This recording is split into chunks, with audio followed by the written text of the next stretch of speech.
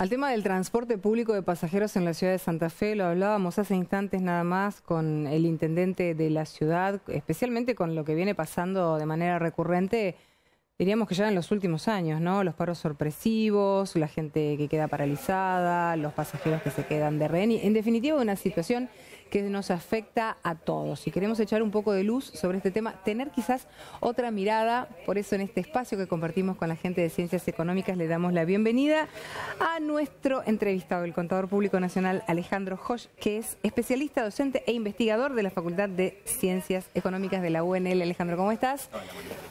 Bueno, bienvenido. Un poco te convocamos porque sabemos que hasta hace tiempo nada más estuvieron trabajando desde la facultad en un estudio, ¿no? Sí, totalmente.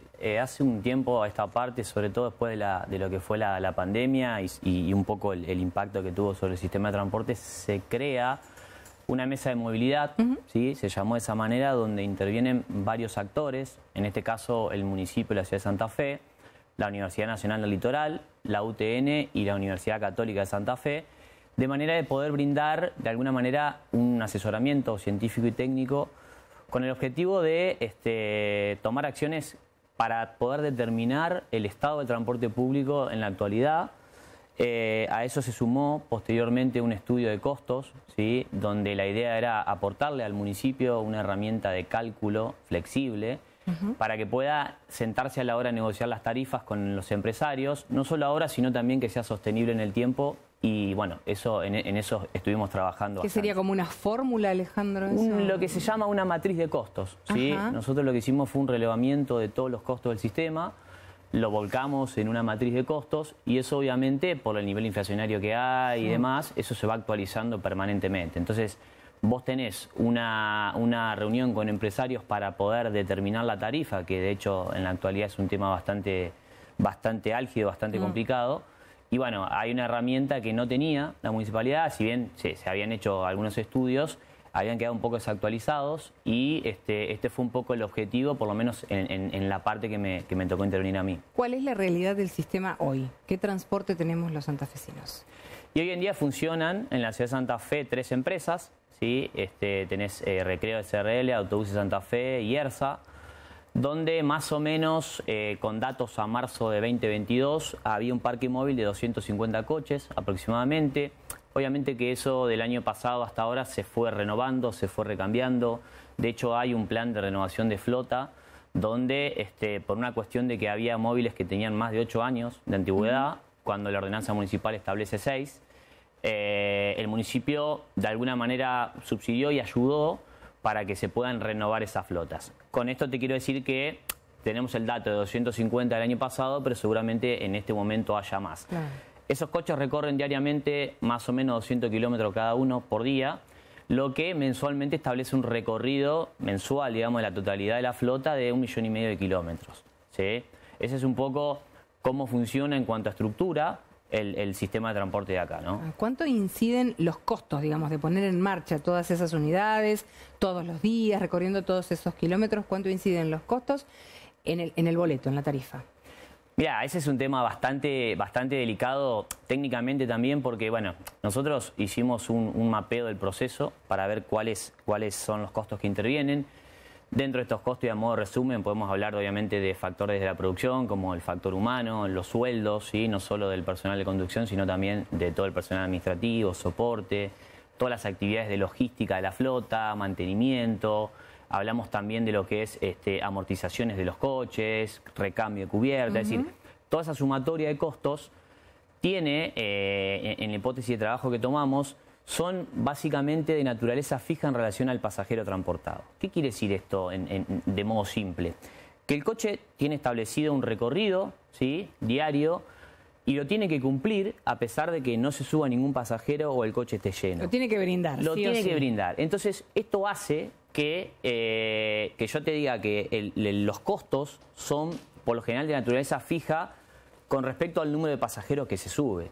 Pero ¿qué pasa? Para el punto de vista de los ingresos, esto no es igual, porque obviamente un coche lleno te permite recaudar una tarifa que si el coche está vacío. Entonces, esta disociación que hay entre el costo del servicio, que yo lo tengo, se suba un pasajero o el coche esté lleno, versus los ingresos, que por ahí no llegan a cubrirlos, interviene una tercer pata, en este caso que es el Estado, para tratar un poco de mediar ese conflicto de intereses o esa multiplicidad de intereses que hay, que obviamente el pasajero pretende pagar una tarifa barata, una tarifa que sea accesible. El empresario pretende cubrir los costos y eventualmente obtener un beneficio porque es un empresario. Y el Estado tiene que mediar para que todo el incremento de costos no se traslade a la tarifa. Entonces, esa multiplicidad de intereses es lo que muchas veces crea conflictos, como está pasando ahora en estos últimos días y es de actualidad permanente. ¿Cuánto incide también el subsidio en la formación de la tarifa, no? Bueno, recién lo decía el intendente Jatón, hoy estás hablando de que una tarifa, el 88% es subsidio. O sea, hoy sería inviable pensar en un sistema de transporte público sin subsidios, o sería viable pero a precios que son exorbitantes para el común de la población.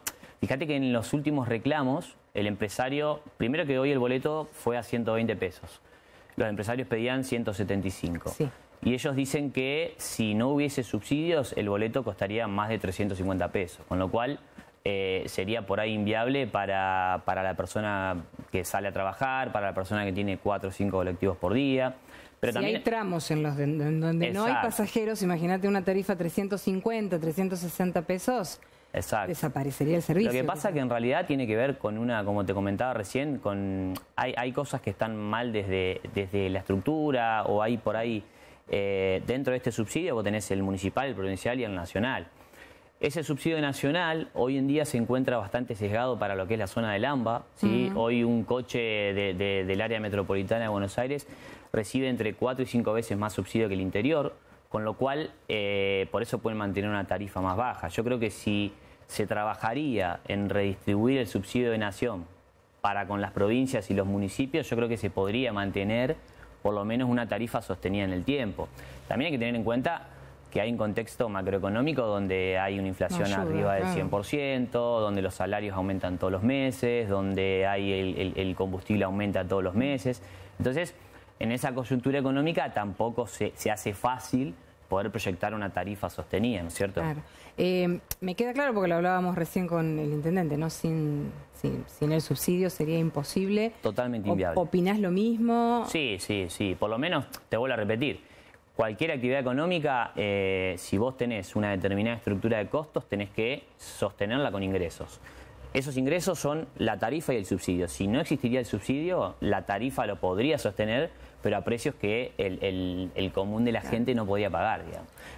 También perdón, hay otra cosa que tiene que ver con cómo está el sistema de transporte público hoy en día, porque vos también, para exigir una determinada tarifa, tenés que prestar un determinado servicio. Entonces, hay unidades que por ahí quedaron... ¿Qué falencias notaron ustedes, por ejemplo, en ese estudio que hicieron? Y sobre todo, digamos, hay más de la mitad de los coches estaban excedidos en lo que es la vida útil, ¿sí? Hay una ordenanza municipal que plantea que tienen que ser 6 años.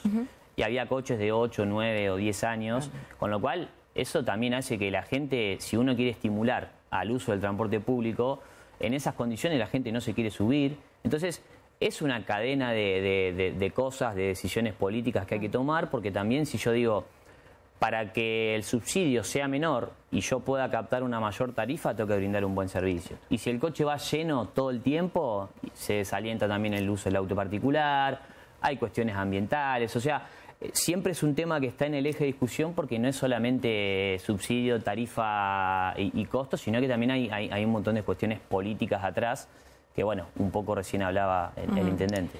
Lo que yo te voy a decir es solamente una percepción mía, nada más, así que vos me corregís o estás de acuerdo o no, a ver, eso no me importa. Pero a mí me parece que cada vez viaja menos gente en colectivo, al menos si lo comparamos con, no sé, 2 décadas atrás, 3 décadas atrás. Hay menos personas que usan el transporte público porque han podido acceder a un vehículo particular. Puede ser un auto... puede ser una moto, bueno, se está popularizando también el uso de la bicicleta y en el medio, como si fuera poco, encima llegó la pandemia, en donde prácticamente el 90% de las personas, al menos acá en la ciudad de Santa Fe, no se movía. Digo, eso también debe haber contribuido. Totalmente. ¿No? De hecho, si uno ve las cifras de pasajeros transportados, el objetivo es llegar hoy en día a lo que es la época prepandemia, digamos, un mes por ejemplo, julio de 2019 ahora, claro, donde había más de 3 millones o 3 millones y medio de pasajeros transportados y hoy están en 2.800.000. Claro. Entonces, ni siquiera se ha llegado al momento prepandemia, con todo lo que eso implica y lo que hablábamos recién de la tarifa. Con la tarifa, el empresario te dice que con la tarifa paga el combustible y el mantenimiento, nada más. sí. Entonces, es una cuestión, y lo que decías recién, que yo también lo noto a modo personal, que hay cada vez menos gente que usa el transporte público por millones de cuestiones, porque pudo acceder a un vehículo, por un precio privativo de la tarifa también, que hay gente que no lo puede pagar y camina, o va en bicicleta, o se compró una moto. Entonces, a nivel político habría que, digamos, tomar acciones para poder alentar el consumo del transporte público y desalentar el consumo del uso particular, del auto particular, que por ahí ocasiona problemas como congestión en el centro, problemas para estacionar, polución, cuestiones, externalidades ambientales. Es decir, hay un montón de cuestiones de fondo que se podrían trabajar, pero son cuestiones que no son de una coyuntura ahora, sino que tiene que ver más con una cuestión de fondo, ¿sí? Me imagino que todo este estudio y los resultados, todo lo que ustedes trabajaron desde la Facultad de Ciencias Económicas, se ha entregado al municipio y debe ser una gran herramienta, ¿no? Para tomar decisiones. De hecho, hemos tenido varias reuniones con Andrea Sorzón, que es la secretaria de Movilidad, donde, bueno, esto fue antes de que el boleto, de que la tarifa se vaya a 99 pesos, antes del aumento anterior, ¿sí?